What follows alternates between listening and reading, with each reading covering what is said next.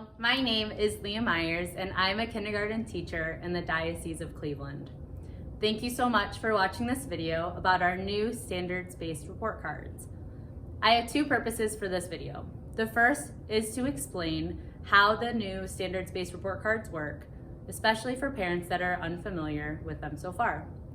The second purpose of this video is to explain how these report cards have changed for the better. I would love to use your family as an example for why these things are true.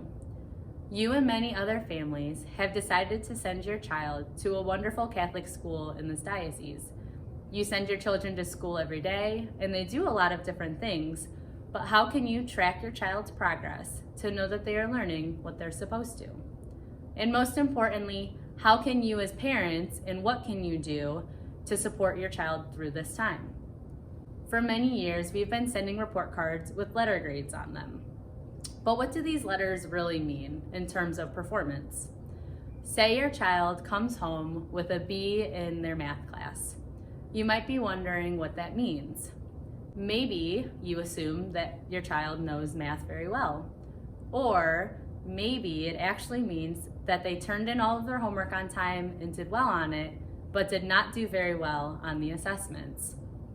Maybe she did a little bit of extra credit to help bump that grade up. Maybe you just think that that teacher is a really tough grader.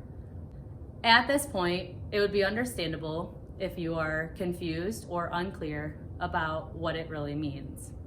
With these letter grades, you really don't know for sure. Because feedback is the key to learning, it shows progress in learning and how to get better. Many schools in our diocese have adopted a new way to track this progress. Standard-based report cards give better feedback about what specifically your child needs to master the content. As you can see, in each subject area, the individual standards are represented by themselves, instead of all of the content standards for math being represented in one letter. Now, the teacher will be able to give feedback how your child is doing on each of those essential areas, so that the teacher and the child can set goals to be able to reach that success at the end of the year. Also, as parents, you'll be able to see your child's strengths and areas that they need to be focusing on. You'll get these reports at the end of each quarter like you typically do. I would like to point out a couple of important pieces of the report card. The diocese and the team of teachers determined those essential standards from the Learning Standards of Ohio in the areas of mathematics, English language arts, science, and social studies. These standards will be assessed by teachers using proficiency scales and the grading scale found on the report card. The targeted score of a 3 shows that the student meets or exceeds the demonstration or knowledge of the targeted content for grade level learning with consistent success, accuracy, and independence. Another important note about this report card is that you could see a blank space. This space means that the content was not assessed during this grading period.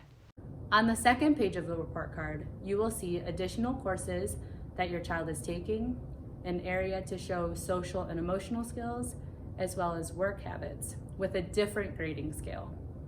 Although these areas have a different grading scale, they are equally as important for children to be demonstrating in schools.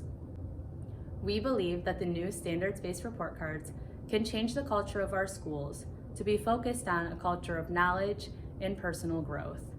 Thank you for watching this video about the new standards-based report cards. I hope they are filled with feedback, clear expectations, and goals for your children, and a path to know exactly where we want to see them grow this year.